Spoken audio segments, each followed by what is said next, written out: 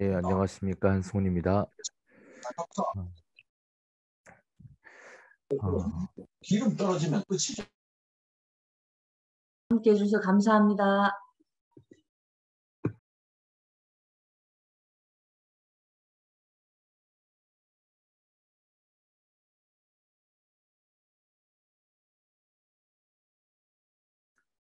계속 음소거를 해놓고 말하고 있었네요. 반갑습니다.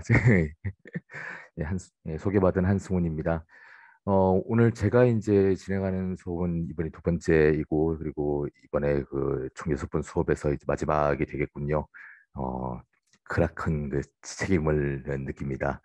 어, 지난번 시간에는 조선 후기 종교사에 대해서 굉장히 일반적인 이야기를 드리면서 어떤 좀 배경 지식을 쌓는다는 느낌이었다면은 오늘은 이 천지남 주어사 강학회와 직접적으로 관련되어 있는 이야기들을 조금 하려고 합니다.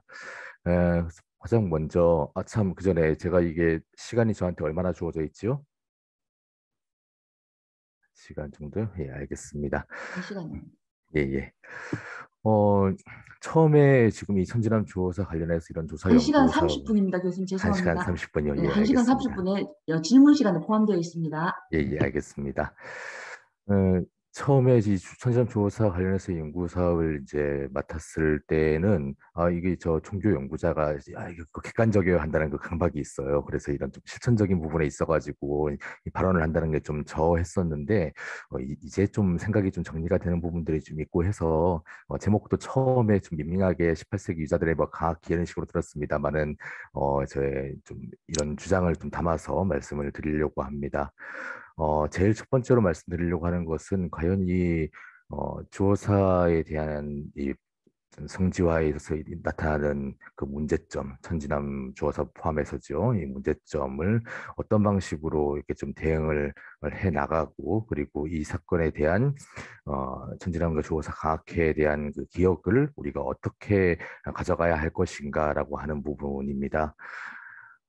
일단 저는 저 주어사에 대해 가지고는 아직까지 뭐 지금의 주어사 터에 대해 가지고 본격적으로 뭘 시작했다는 건 잘 모르겠는데요. 그 부분에서는 아직 좀 지식이 좀 없는데 그 천지남에 대해서는 이미 70년대 때에 성지화 사업이 시작됐고 그리고 굉장히 좀 일방적이었다는 인상을 많이 받으셨을 겁니다. 저 불교 쪽에 좀 상처가 될 만한 일들이 많이 있었죠.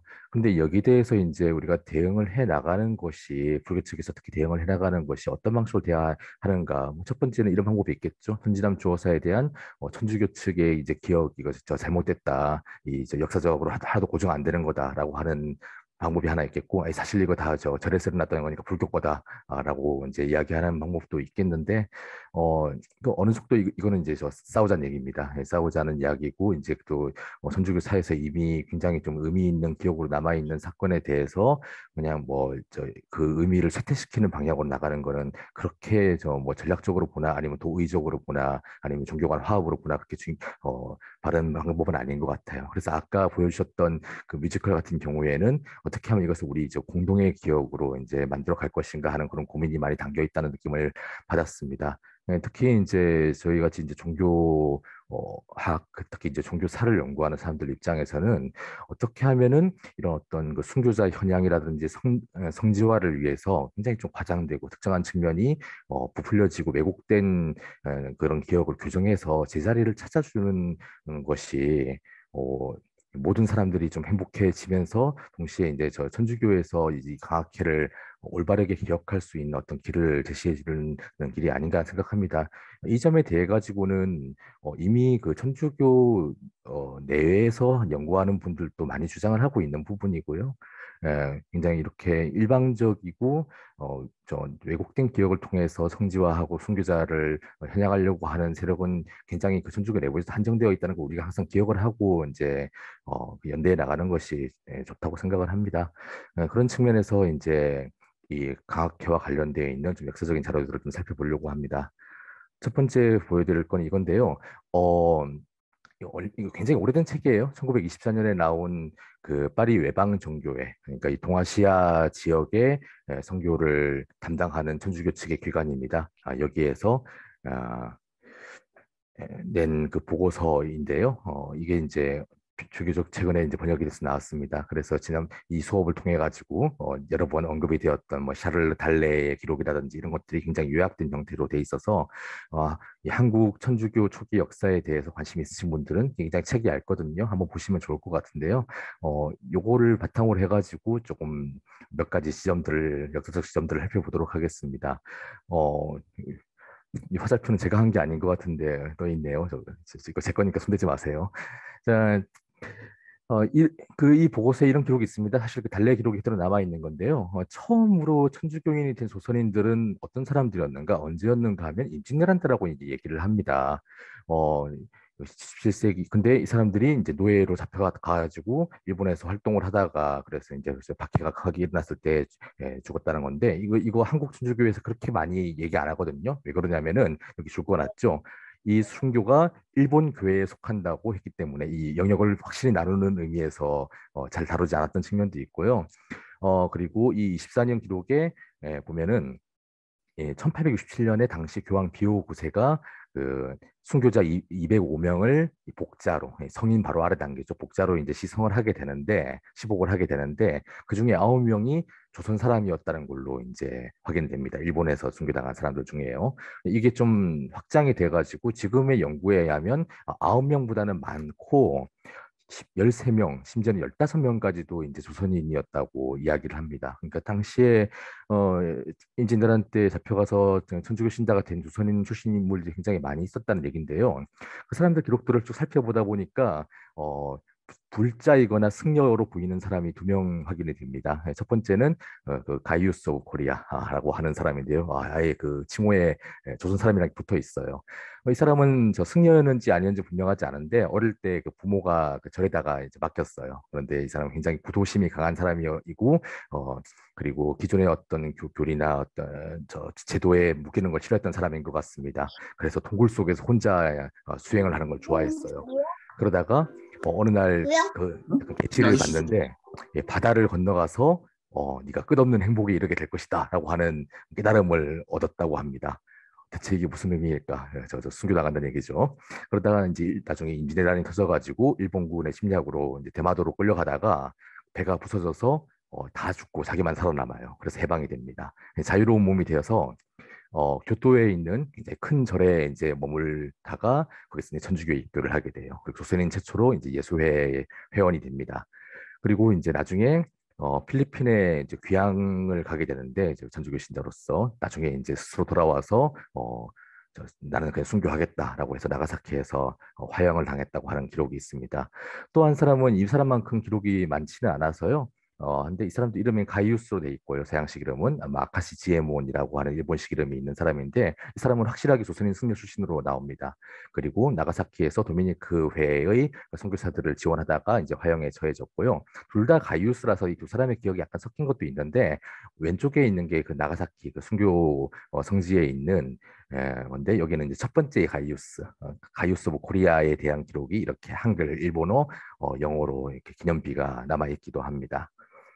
이렇게 저 최초의 조선인 선교자들이 이제 천주교에 입교를 했다는 게 나타나게 되는데 이게 아직 조선 본토에서는 천주교가 뭐 어떤 종교 형태로서 신앙 형태로서 받아들여지지는 않았어요.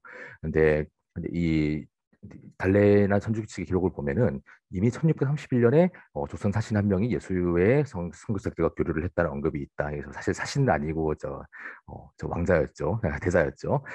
그리고 리치의 천주시리가 이미 조선에 알려져 있었다는 얘기 그리고 이 서교에 대한 책들도 많이 보고 있었다는 얘기가 여기에 이제 언급이 됩니다.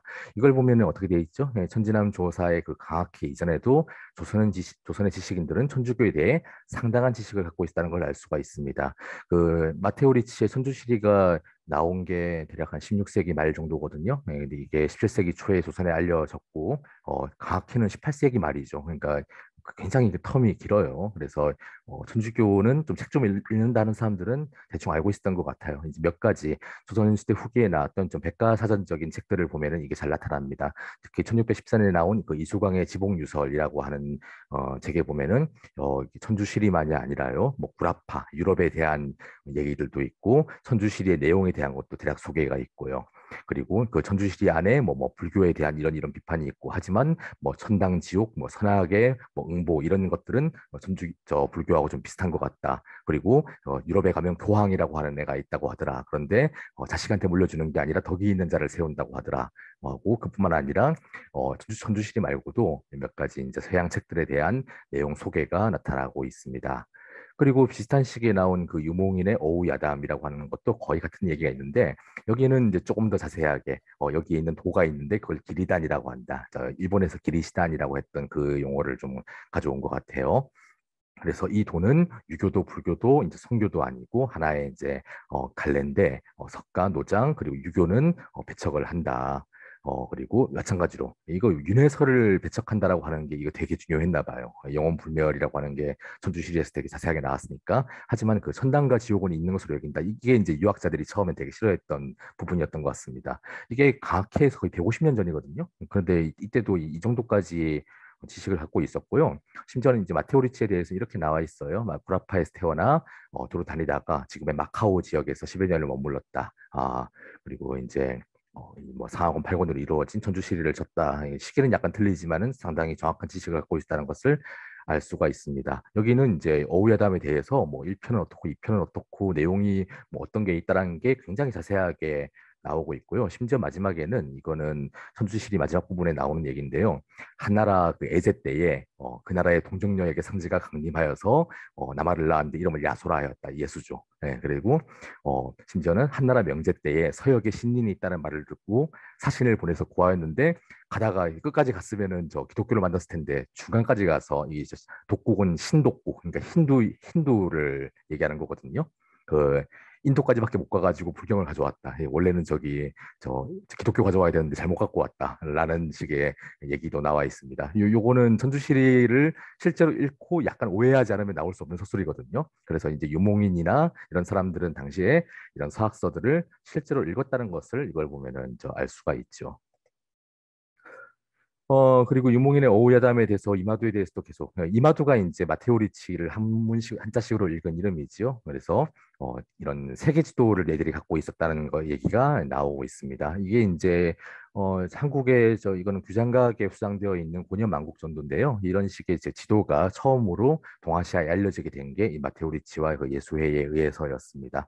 그래서 이제 초창기에 그 서학 지식은 이 종교에 대한 것도 있고 이런 지리라든지 과학 지식 같은 것들이 이제 함께 섞여 들어왔다는 것을 우리가 이미 이제 들은 적이 있지요. 그리고 그 오우야담에서 계속 이어지는 기록입니다만 일본에서의 그 천주교에 대한 얘기가 있어요. 일본은 예로부터 석가를 숭배하고 섬겼는데 이 기리단 그리스도교의 교리가 들어온 후 석가를 배척하게 됐고 불도가 된 자를 용납하지 않고 침을 뱉어서 진흙이나 찌꺼기처럼 여겼다. 이거는 저 완벽한 오해입니다. 왜 그러냐면은 당시에 일본에서 도쿠가마쿠 초기까지 천주교인들이 굉장히 많이 늘어난 거는 맞아요. 많이 늘어난 건 맞는데 그렇다고 해도 여전히 지배 종교는 저 불교였고요.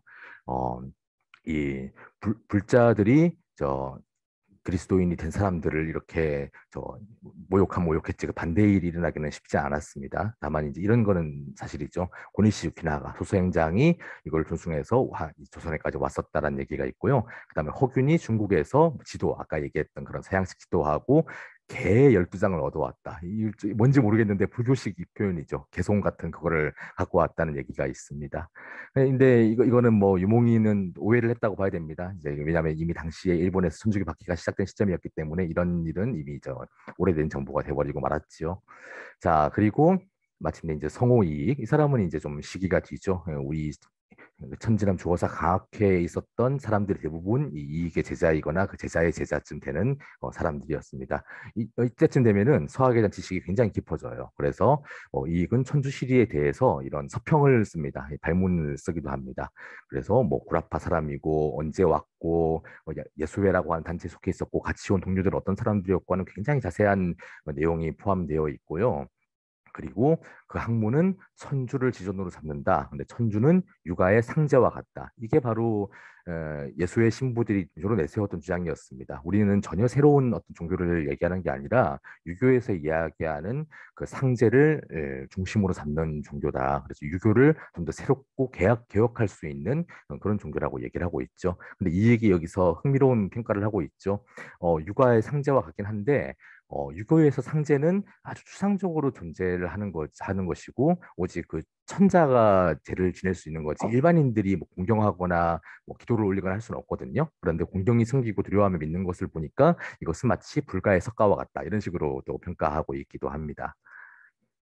자, 그리고 서학서들에 대해서도 얘기가 나오고 있어요. 수십 종이나 되는 책이 있었고, 전문, 지리, 뭐 역법 이런 것들이 다 있었다고 이야기를 하고 있고요.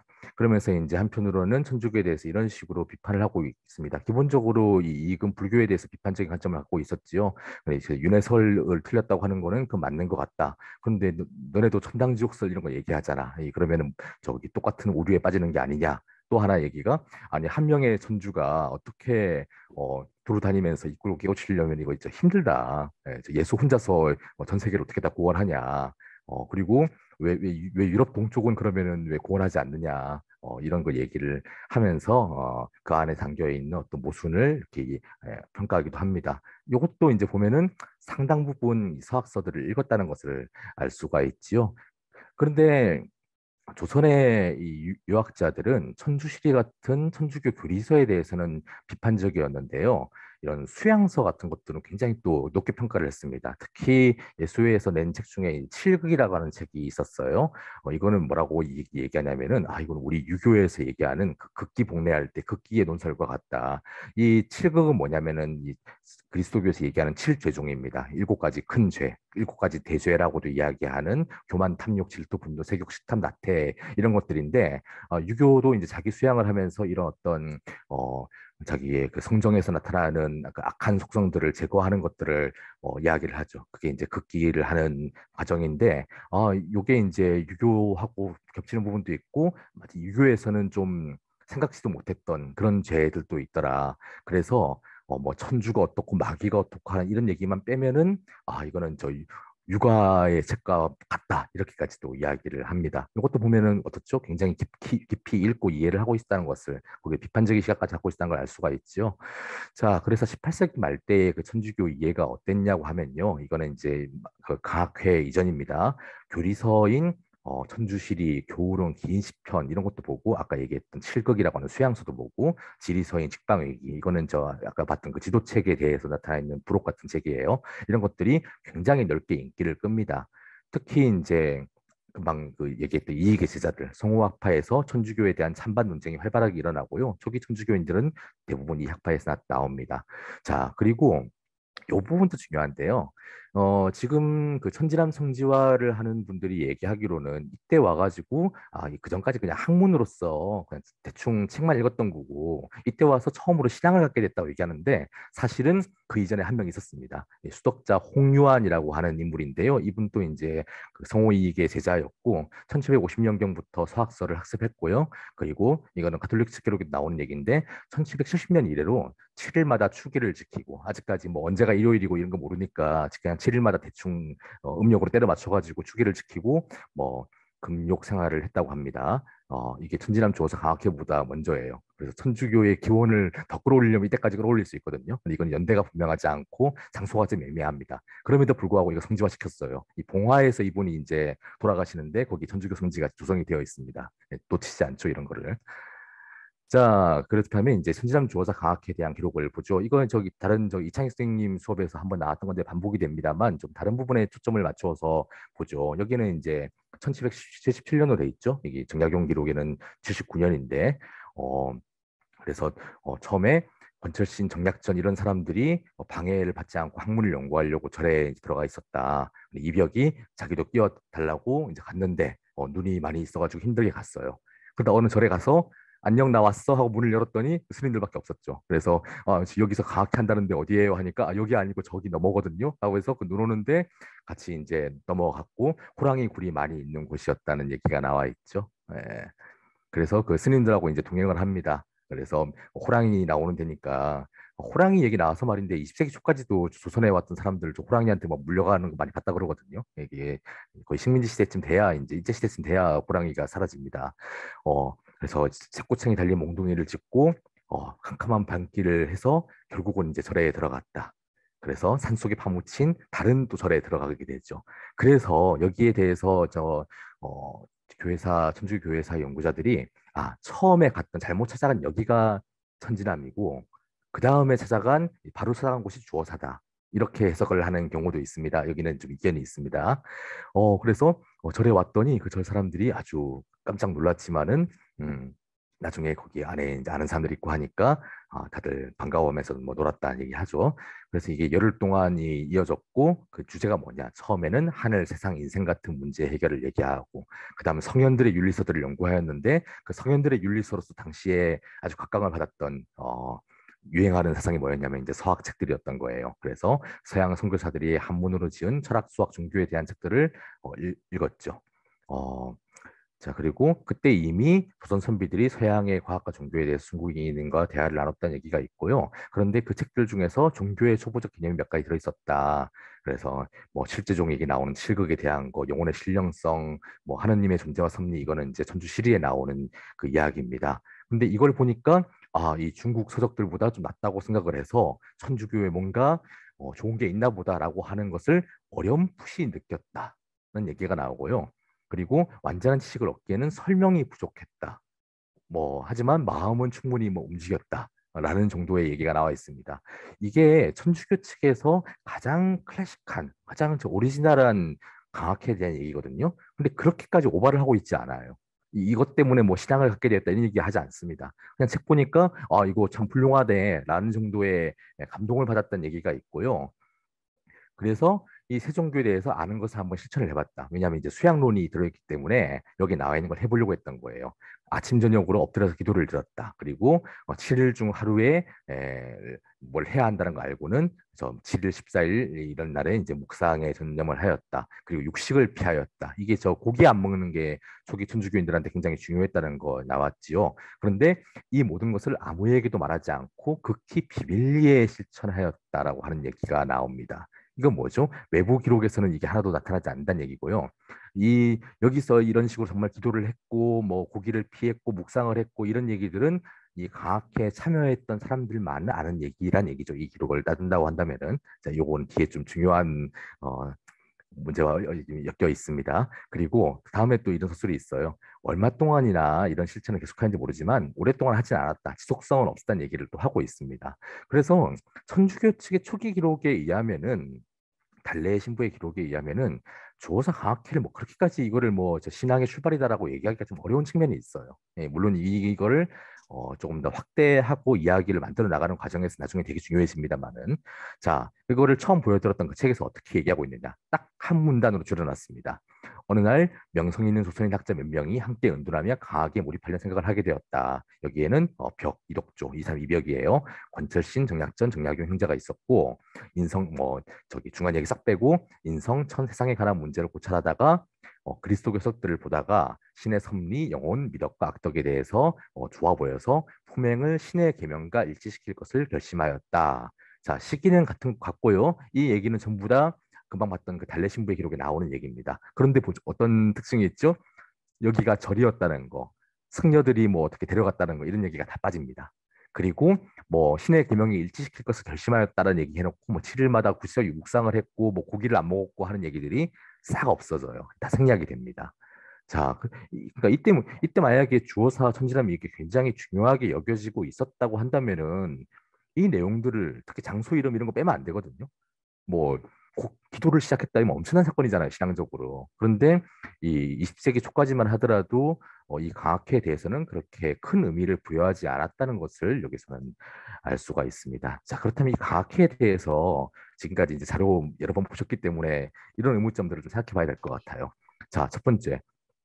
아까 저기 뮤지컬에서는 이게 뭡니까? 이게 석교라는 거야? 석교도 들어봤어? 이렇게 했지만은 사실 실제 역사상으로는 종교로서의 천주교에 대한 지식이 이미 상당 부분 알려져 있었죠.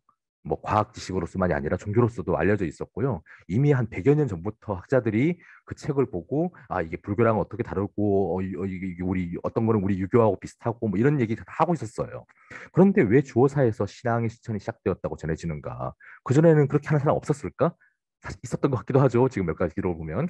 자, 그리고 자, 오늘은 직접 다루지 않았습니다만은 왜 정약용이 또 쓴 기록이 있잖아요. 여기에 이제 주호사 천지람 이런 이름이 나오는 그 권철신과 정약전의 묘지명에는 천지람 주호사 강학회가 77년이 아니라 79년으로 이 아예 사건 이 연도가 다르는가? 그리고 무엇보다 가장 중요한 거, 왜 정약용이 쓴 이 강학회에 대한 기록에서는 천주교에 대한 이야기가 전혀 나타나지 않는가?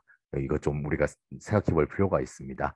일단 아까 봤던 그 달레이의 기록과 정약용의 기록과의 무슨 점들을 살펴보도록 하죠. 이 정약용 기록은 자세한 거는 저 지난번에 그 이창희 선생님 소개해 주신 그 자료를 좀 참고하시면 될 것 같은데요. 주어사 강학회에 대한 서술에서는 정약용 기록에서는 천주교에 대한 이야기가 일절 나타나지 않고요. 권철신 묘지명에서도 강학회하고 천주교를 완전 별개의 내용으로 다룹니다. 그래서 좀 처음엔 정약용이 자기하고 천주교하고 관련성을 좀 드러내지 않으려고 일부러 왜곡을 하거나 은폐를 했나? 라고 했더니 그렇지도 않아요.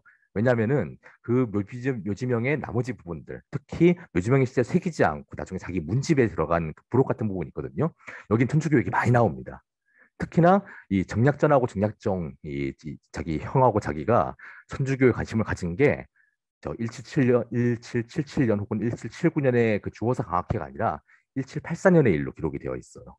자, 이게 정약용이 쓴 부분인데요. 갑진년 4월 15일에 제사를 지내고 나서 형제와 이독조가 이벽이에요. 한 배를 타고 물길을 따라 내려올 쪽에 남한강 타고 물길 따라 내려올 때 이 이벽이 이때 와가지고 주호사 때가 아니라 이때 7784년에 천지 조화와 교리에 대한 얘기를 막 했대요. 그래서 너무 좋았대요. 그래서 서울에 와서 또 이벽을 찾아가서 이 사학서들을 같이 보고는 같이 이제 천주교의 마음이 쏠렸다. 근데 이때는 제사 지낸다지 않는다는 말은 없었기 때문에 아 이거는 뭔가 개혁된 유교다. 예, 유교에서 상제라고 하는 존재를 굉장히 중시하는 그런 새로운 전통이라고 생각을 했던 것 같아요.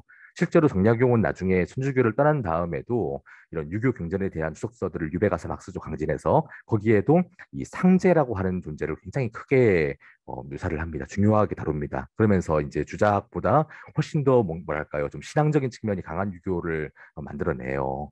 그런데 이 신해년 1791년에 무슨 일이 일어나죠? 진산 사건이라고 해서 그 조상의 그 위패를 뭐 땅에 묻었거나 혹은 불에 태웠다고 하는 그 훼손 사건이 일어납니다. 이때 이후로 국가에서 천주교를 사교로 이제 확실하게 묻게 되고, 이때 이후로 이 정약용은 천주교를 떠나게 됩니다. 이 정약용만이 아니라 많은 사람들이 떠나게 되고요.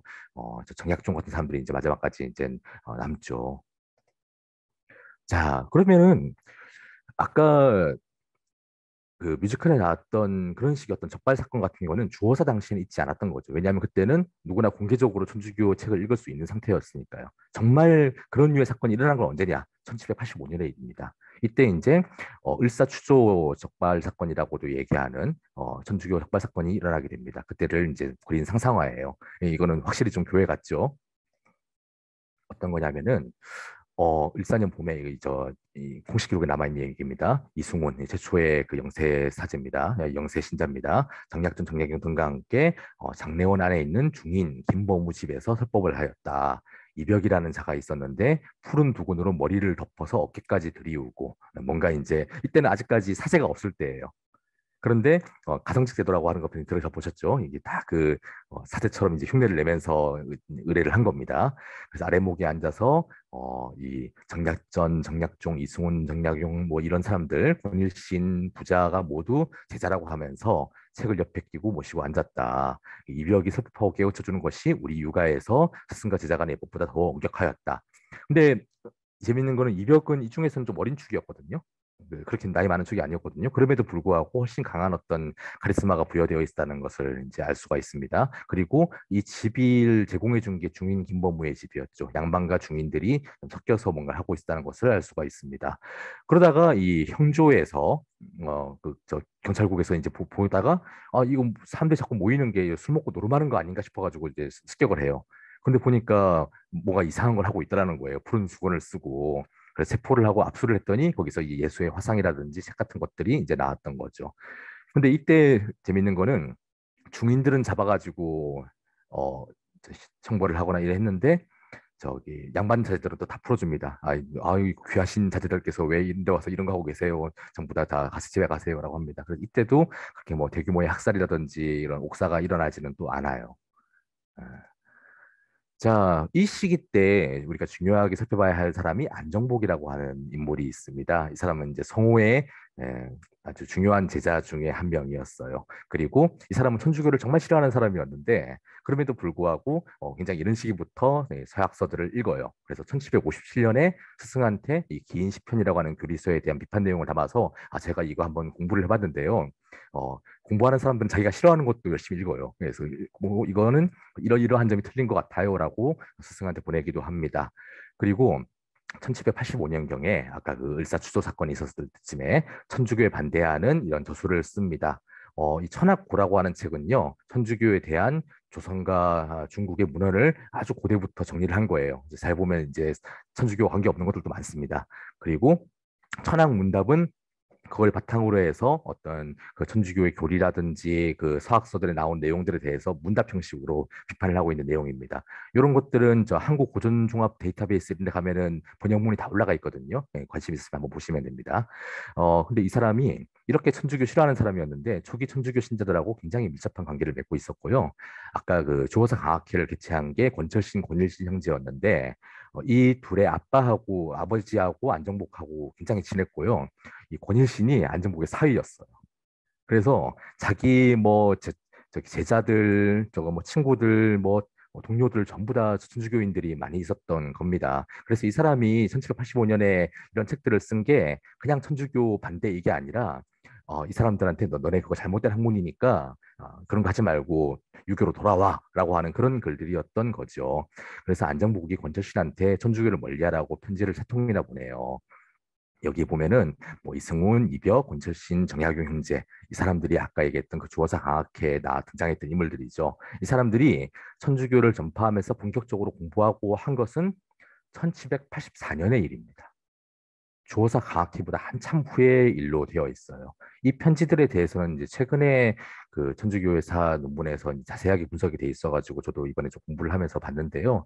한번 저 안정복 그 글하고 편지들을 한번 살펴볼게요. 먼저 안정복의 천학고가 이런 건데요. 이 사람이 왜 이 천주교에 대한 연구소를 썼느냐? 이 서양 글들이 선조 말년부터 저 선조 말년이면은 봅시다. 1500년대 말이니까 제 16세기 말이죠. 이때 이미 우리나라에 들어와서 명경 서규들이 이 똑똑한 선비들이 보지 않은 사람들이 없었다. 그런데 이거 뭐 제자백가나 뭐 도가, 불가 이 정도로 여겨서 딱 그 정도로 여겨가지고 그냥 이거 놔두면 멋있으니까 지식인이라면 갖춰야 되는 거니까라고 놔뒀던 것뿐이지 그렇게 깊이 뭐 보지는 않았다는 얘기를 하고 있습니다. 그러다가 1783년에 이르러가지고 이 젊은이들이 철학에 관한 서를 제창하였다. 그래서 뭐 이승훈이나 이벽 같은 사람들이 저 중국 갔다 와서 사람들한테 열심히 알리고 이걸 우리가 신앙으로 받아들여야 한다고 얘기까지 했다는 거죠. 그걸 마치 상제가 친히 내려와서 일러주고 시키는 듯이 하였다. 이 사람 되게 천주교 싫어한다고 했잖아요. 근데 이런 거 보면은 나름 객관적으로 수술하려고 하고 있다는 걸 알 수가 있죠. 그리고 이름이 천학고거든요. 한 1790년대 후반쯤 되면 천학이란 말 안 써요. 그 사학하다 할 때 그 사자 쓰지. 그래서 사학고가 되거든요. 서학도 아니고 사학도 아니고 천학이라는 용어를 씁니다. 이게 아마 당시에 어, 그 송화파 내에서 천주교를 이렇게 불렀던 것 같아요. 하늘에 대한 학문, 천주에 대한 학문 이런 식으로. 근데 이 사람들이 마치 이게 새로운 유행인 것처럼 여겨가지고 요즘 말로 힙하다 그러죠. 이 젊은 애들이 이렇게 막 자꾸 빠져드는데 내가 공부를 해봤고 내가 사실 1750년대부터 이걸 공부를 해봤는데 말이야. 이게 중국에 이른 것이 이미 오래고 우리나라에 들어온 지도 오래다. 이게 그렇게 새로운 것도 아니다. 너무 그렇게 빠지지 말라. 그런 뜻에서 썼다고 이야기를 하고 있습니다. 그래서 이 사람은 되게 적극적으로 천주교에 빠져 있는 자기 동료들, 후배들을 설득하려고 했어요. 그래서 그 권철신에게 보낸 편지를 보면 전해 듣기로 양학이 크게 퍼지는데 서양학이 늦게 퍼지는데 이미 그 사람들이 뭐 누구누구가 이거 붙들고 다닌다는 얘기가 다 퍼졌다. 남들에게 소문이 이미 다 퍼졌으니까 우리 다 서로 좋아하는 사이 아니냐. 그러니까 굳이 숨기지 말고 나하고 열린 자세로 한번 무릎과 무릎 맞대고 토론을 해보자. 그럼 내가 이게 왜 틀렸는지 얘기해 주겠다. 이런 편지를 막 씁니다. 그리고 덕조, 이벽이죠. 이벽이 삽니다. 이 사람이 서학서 들고 왔다 갔다 하는데 편지 보다 보니까 이 근처 지나갔단 말이야. 근데 얘 왜 나한테 와가지고 인사로 안 와? 라고 이제 불만을 표하는 장면이에요. 그러니까 자기한테는 후배격 되는 학자인데 아무리 내가 저 천주교 싫어한다고 소문이 나도 그렇지 왜 와서 인사를 하고 나하고 한번 토론을 해보지 않고 그냥 가고 나를 뒷방들고 취급하느냐 라는 식의 불평불만을 토하고 있다는 걸 알 수가 있습니다. 적극적으로 소통을 하려고 하고 있어요. 자, 그리고 또 이 편지가 중요한데요. 지금 듣건데 이가완이라든지 정약전, 이승훈, 이벽 이런 사람들이 서로 약속해서 신학, 새로운 학문을 공부하고 있다는 소문이 사람들 사이에 퍼져 있다. 그런데 이게 권철신 너의 절친한 벗이거나 아니면 너네 제자들인데 네가 왜 애들 관리를 잘 못해가지고 이렇게 날뛰고 있느냐. 오히려 네가 주장하는 이유가 뭐냐. 권철씨는 좀 애매합니다. 이 사람은 어느 기록에서는 천주교 깊이 빠졌다 그러고요. 어느 기록에서는 자기 동생이 권일신이라고 하는 자기 동생이 많이 빠졌지. 이 사람은 그냥 방조했다고만 얘기를 하는데 어쨌든 안정복은 이 사람이 좀 말리지 않는다고 해서 이렇게 막 불만을 표했다는 걸 알 수가 있습니다. 이런 편지들을 보면 뭘 할 수 있냐면요. 이 천지람 주어사 강학회 관련 인물들이 천주교에 본격적으로 입문한 게 1770년대에 그 주어사 강학회가 아니라 많은 기록들에서 80년대로 나와요. 정약용 자신의 기록도 그렇고요. 그리고 밖에서 본 안정복의 기록이 나오고 80년대 이번에 이승훈, 이벽 이런 사람들이 저 중국 갔다 온 다음으로 나옵니다. 그리고 그래서 아마 이런 게 아닐까 하는 저는 조심스러운 가설을 넣는데요. 천주교와 직접적인 관련이 없었던 1770년대의 그 강학회가 이 시기에 대한 기억과 혼합되어서 왜냐하면 등장인물이 같아요. 이벽이라든지 이런 사람들이 왔다 갔다 하면서 사람들을 설득을 하고 몰래 이렇게 그 책 나눠가면서 읽고 하는 것들이 1780년대 상황하고 너무 딱 들어맞습니다. 신앙을 갖고 한 게. 요게 이제 기억이 섞여가지고 나중에 이 달래 기록에 반영이 되었을 가능성이 저는 있는 것 같아요. 이게 아마도 저기 이창희 선생님이 이게 주어사 신화, 천지람 신화라고 표현했던 그 내용의 어떤 실상이 아닌가 하고 저는 생각을 하고 있습니다. 자, 뭐 이건 좀 가슴 아픈 얘기인데 안정복이 그 사위 권일신한테 천주교의 괴수인데 자기 사위예요. 그래서 편지를 보냅니다. 이때 권일신이 굉장히 몸이 많이 아팠습니다. 안정복이 편지를 보냈는데 정말 어떻게 장인이 일어나 싶을 정도로 빈정대면서 보냅니다. 뭐라고 하느냐? 아, 자네의 병은 내가 평소 잘 알고는 있지만 네가 요즘 병이 더 심해졌다 하더라. 참, 근데 네가 이렇게 글을 썼더라? 산속이 이렇게 맑으니 천상의 즐거움 무엇하리요? 나 죽으면 천국 갈 거다라는 얘기죠. 라고 말한 구절은 범상한 사람을 말할 수 있는 게 아니라고 생각했다. 아, 그래서 뭐 네가 전 그렇다면은 천당 먼저 가고 좋겠다. 나도 네 죽든 살든 신경 쓰지 않을게. 축하한다 야. 너 천당 가겠구나라고 얘기하는 겁니다.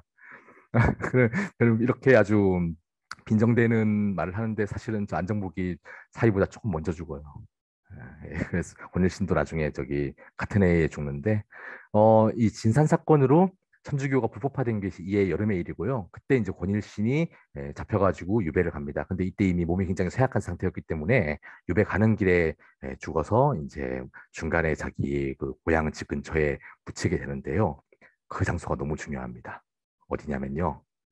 어, 초기 천주교의 주요 인물이었던 이 권일신, 권철신 형제의 무덤이 그 전까지 어디인지 모르다가 1970년대 말경에 경기도 양평군 강산면 대성리 효자봉 중턱에서 발견됩니다.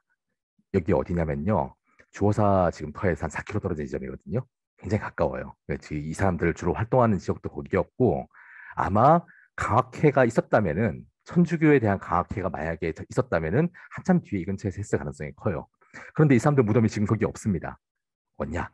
이 지금도 활동하고 계시는 이 병기영 신부님이 천지람 성지화를 주도를 하면서 1981년 11월 말에 천지람 성지 경례로 이장을 해버립니다. 그게 멀지도 않거든요. 멀지도 않은데 그 원래 있던 자리에 안 갖다 놓고 그리고 그러니까 조호사 근처였는데 굳이 파가지고 지금 이분 홈페이지 같은 데 가보면은 그 시신 이장할 때 그 사진 다 찍어놨어요.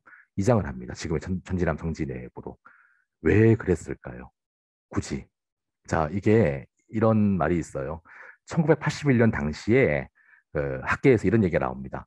그 강학회가 지금의 주어사터에서 이루어졌고 달래의 기록에서 천지남이 나오는데 그게 지금 70년대부터 천주교에서 개발하고 있는 그 자리가 아니라 거기에는 불교 유적 하나도 안 나온다 이거예요. 절이 있었으면 그럴 수가 없다.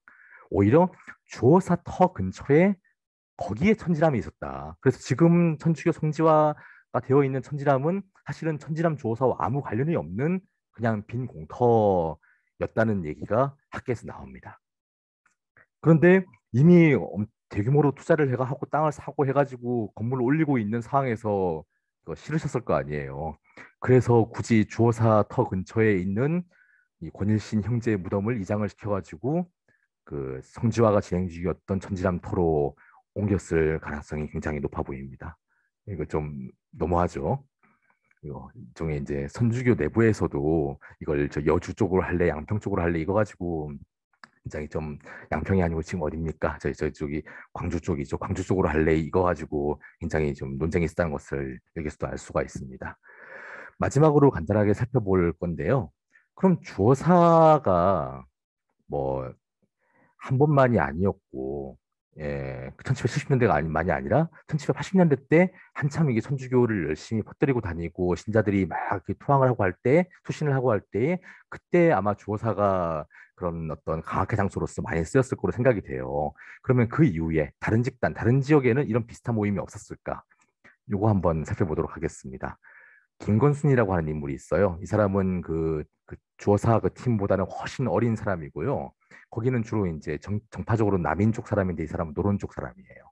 그리고 그 병자호란 때그 마지막까지 싸웠던 그 노론 계통 사람들의 아주 그 적통이었습니다. 초명문가 출신의 굉장히 수재였습니다. 근데 이 사람이 노론 출신으로선 드물게도 천주교 신자가 되어요. 여기에 대해서 달래 신분이 이렇게 기록을 하고 있습니다. 요사팟은 김건순의 세례명이에요. 김요사팟은 이것도 재미있는데 요사팟이 원래 그 이교도의 어떤 귀족자제 도련님이었다가 천주교 신자가 된 그런 성인이거든요. 흥미롭게도 이게 저 불교 경전에도 비슷한 이야기가 있고요. 저 그리스도교 그 성인담에도 비슷한 이야기가 있습니다. 그래서 아마 저 인도, 이란, 저 오리엔트 이쪽 지역에 굉장히 널리 퍼져 있었던 이야기 같아요. 거기서 이제 유래한 성인담인데 이 요사팟이라고 하는 이름을 김건순한테 붙여줍니다. 이 요사팟은 당시 노론의 중요한 집안의 하나였고 나중에 이제 안동김씨 집안이니까 세도 가문이 되죠. 근데 이 사람이 어릴 때 어, 긴 시편을 아마 읽은 것 같아요. 그래서 10살, 12살 때쯤에 그 책을 매우 즐겨 읽다가 천당 지옥에 대한 여러 가지 그 글들을 이제 쓰기도 했다. 천당 지옥론이라고 하는 글을 썼다라고 하는 이야기가 여러 문헌에서 나옵니다. 아주 수제였던 거죠. 그래서 그런데 이런 노론 집안 사람들도 어릴 때 책 구해가지고 열 몇 살짜리 한 초등학교 고학년쯤 되는 애가 이제 막 논문을 쓰고 할 정도니까 서학 공부가 그렇게 뭐 금지되어 있지 않았다는 걸 여기서 알 수가 있습니다. 그런데 이 사람은 이중배 마르티노, 자기 고향 친구예요. 같은 친구들과 함께 아, 바다를 건너 북동에 가서 서양 학자들한테 문의해서 유익한 지식을 얻어다가 자기 나라에 전파할 계획을 세웠었다고 이야기한다. 여기에 대해서는 나중에 좀 자세한 얘기가 나옵니다. 그런데 이 팀 말고 다른 팀이 있어서 서울 쪽 친구들이 있었어요. 강희천이라고 하는 인물이 있었는데 이 강희천 이 사람은 어떤 사람이냐면요. 천주교의 마술의 비밀과 이상한 비방이 있을 거라 생각했다. 이 사람은 소북 출신의 또 다른 소수정당 출신이었죠. 그래서 머지않아 왕조가 바뀌리라는 정감록 같은 데 나오는 그런 어떤 왕조 교체의 신화를 믿고 있었어요. 그리고 예언을 믿고 있었어요. 그러면서 이제 천주교를 통해서 거기서 아이디어를 얻을 수 있지 않을까 하고 탐구하는 사람이었습니다. 그래서 김건수는 이 두 집단, 여주 집에 있는 자기 친구들, 서양학에 관심이 많았던 사람들, 그리고 뭔가 세상을 바꾸는 데 관심이 있었던 강희천 집단, 이 두 개의 집단과 상시적으로 이게 같이 모여서 책 읽고 공부를 하고 있었던 걸로 나타납니다. 그러다가 얘가 노론 명문가 출신임에도 불구하고 천주교에 관심이 많다더라라고 하는 소문이 난 거예요. 그래서 당시 중국에서 조선 들어와 있던 주문모 신부가 편지를 보내가지고 우리 한번 만나자라고 해서 네가 저 강희천 이런 애들한테 물이 들어가지고 천주교에 대해서 뭔가 오해를 하고 있고 뭔가 이걸 주술 뭐 술법 이런 거 비슷하게 생각을 하고 있는데 그거 아니라 이건 아주 깊은 신앙이야 뭐 영혼의 구원을 위한 거야라고 설득을 했다라고 하는 이야기. 그게 이제 22살 때 일이었다라고 하는 게 이게 천주교 측의 기록이었고요. 김건수는 실제로 이때 천주교 신자가 됩니다. 그래서 여주로 돌아와서 자기 친구들한테 천주교를 퍼뜨려요. 그 중에서 이제 이중배, 뭐 원경도 이런 사람들이 나중에 이제 다 순교자가 되는데요. 한편 이 서울 쪽에서 같이 공부했던 강희천이라고 하는 인물이 아니 너 나는 저 종교로서는 안 믿을 거야라고 얘기하면서 자기의 어떤 꿈에 빠져 들어갔다가 나중에 이 강희천이 결국 걸립니다. 그래서 얘는 좀 뭔가 반역의 뜻을 가지고 있다라고 지목을 받았어요. 정조가 굉장히 좀 미워했던 인물이기도 한데요.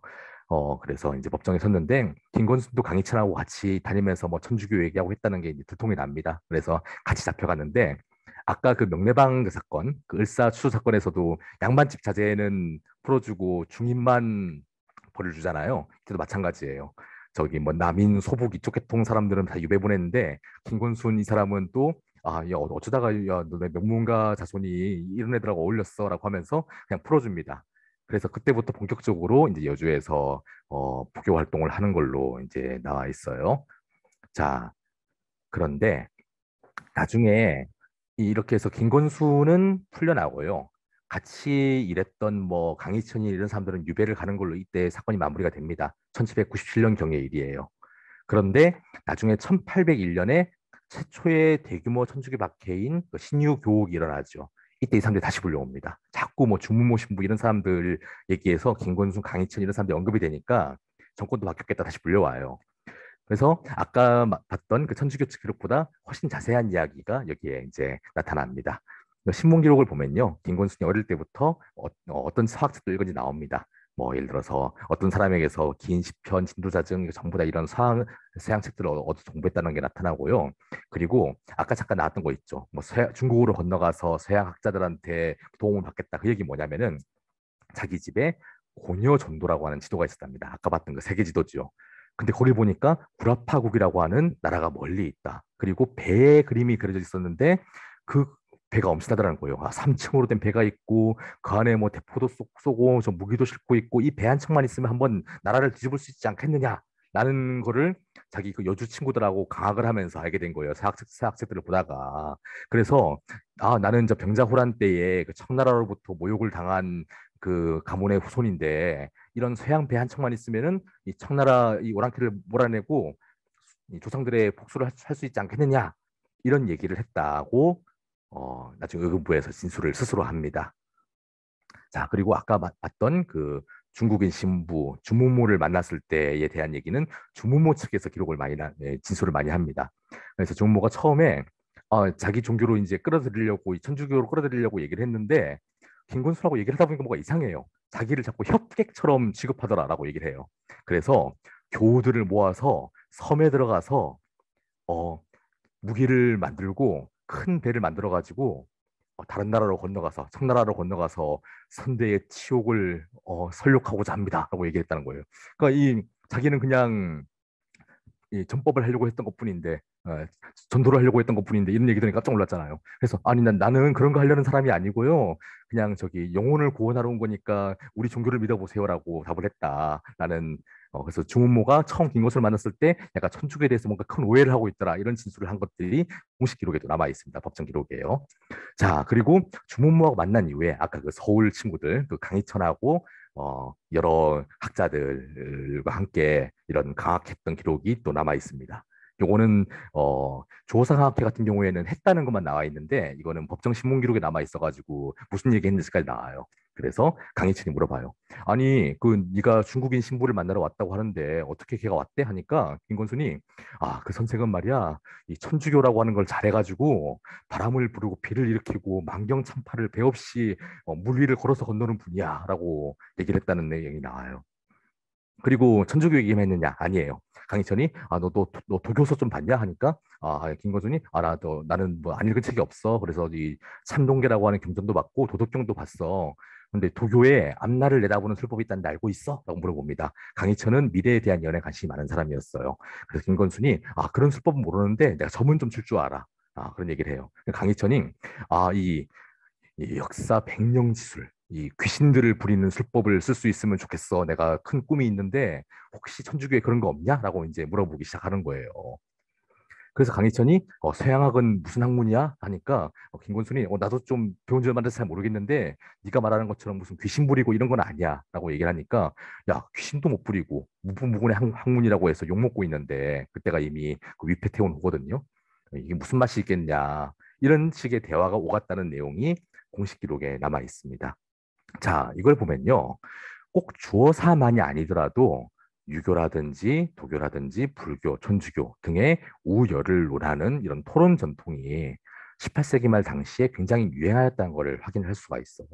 그리고 지난번에도 조선 후기 그 종교사에서 말씀드릴 때도 언급을 했습니다마는 아주 뭐 성리학 일변도의 나라가 아니었던 거죠. 특히 좀 책 읽는 지식인들 같은 경우에는 천주교 책도 읽고 불교 책도 읽고 왠지 저 스님들하고 저 시라도 한번 나누고 해야 조금 지식인 같고 뭐 도교 책 보면서 수행도 하고 이런 게 너무 많았어요. 단지 그걸 드러내놓고 하기에는 조금 좀 유자로서 좀 명예롭지 못하다고 여기는 정도였던 것 같습니다. 그런 분위기에서 주어사 강학회와 같은 강학회는 굉장히 많이 있었고요.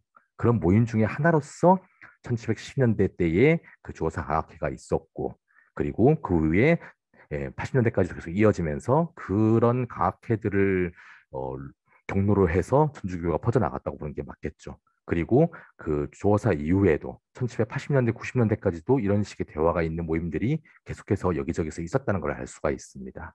그래서 제가 하고 싶은 말 이런 거예요.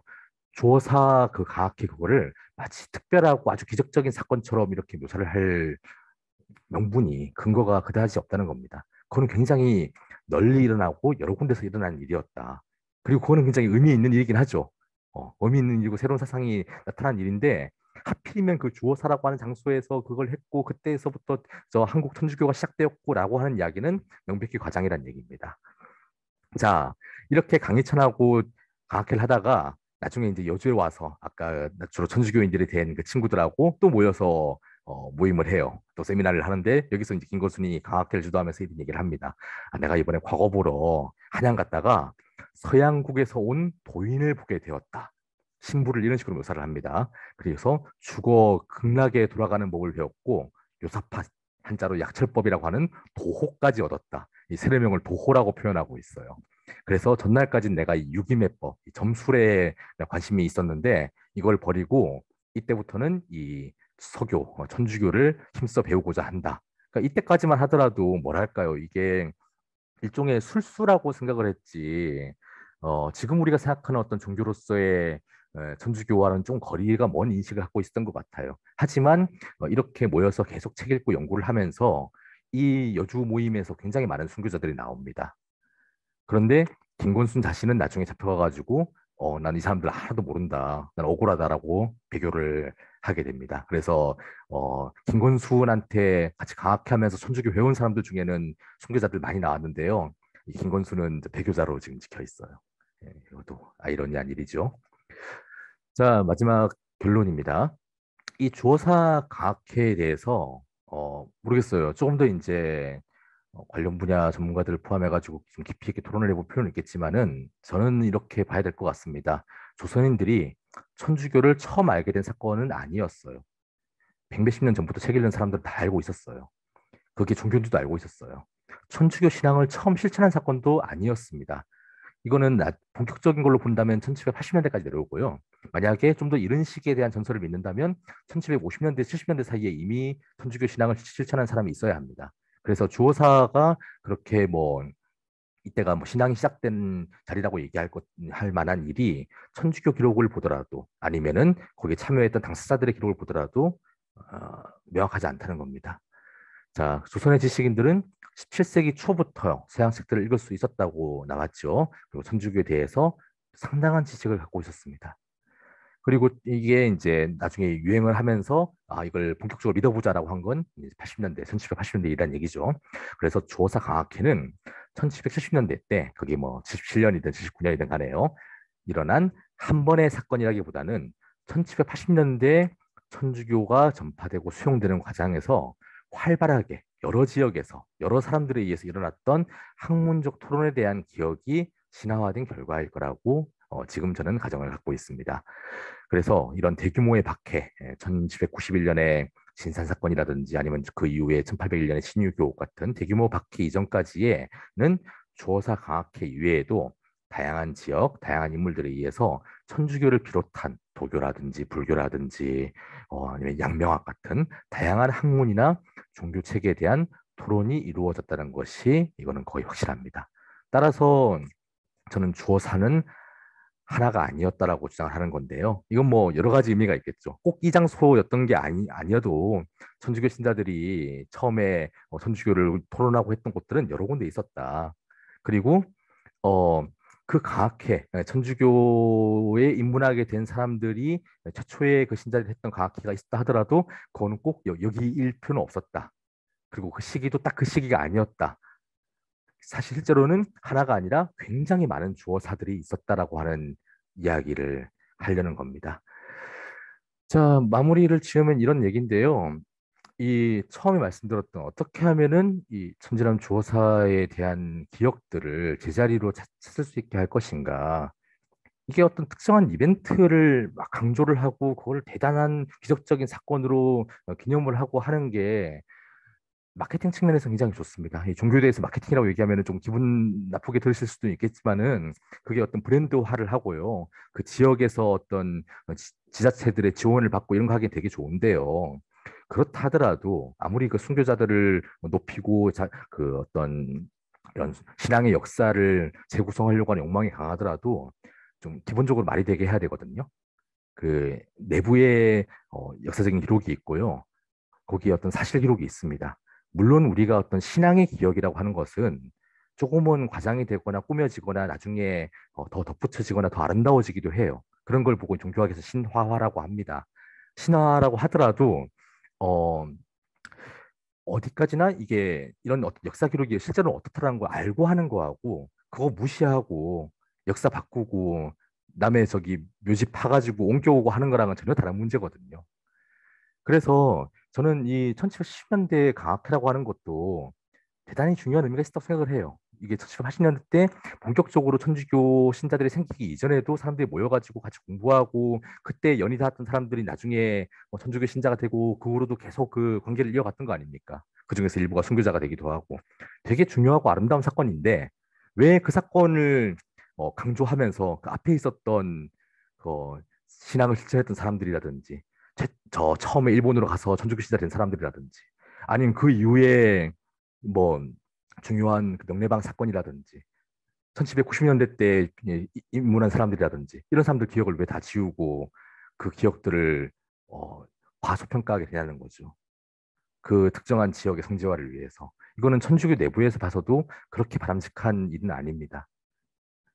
그래서 뭐랄까요? 이런 어, 불교 측과 천주교 측의 이 문제에 대해서 대화를 한다고 하는 게 이게 뭐 니네 역사니 우리 역사니 하는 이런 싸움이라기보다 아 너희들의 기록을 보더라도 지금의 방식은 잘못되었다라고 지적을 하고 그 역사적 기록을 바탕으로 해서 조어사 강학회의 어떤 바른 자리를 찾아주는 게 사실은 저는 올바른 방향이라고 생각을 해요. 예, 뭐 예, 제 얘기는 여기까지입니다만 아마 저 들은 생각이 많이 있으실 거라 생각합니다. 그 부분은 남은 시간 동안 이제 토론을 하면서 다시 한번 생각해 보도록 하죠. 예, 제 얘기 여기까지 하겠습니다. 감사합니다. 예. 안녕하세요. 반갑습니다. 안녕하세요. 네. 마이크도 올려주세요. 반갑습니다. 목소리 들려주세요. 감사합니다. 수고 많으셨습니다. 감사합니다.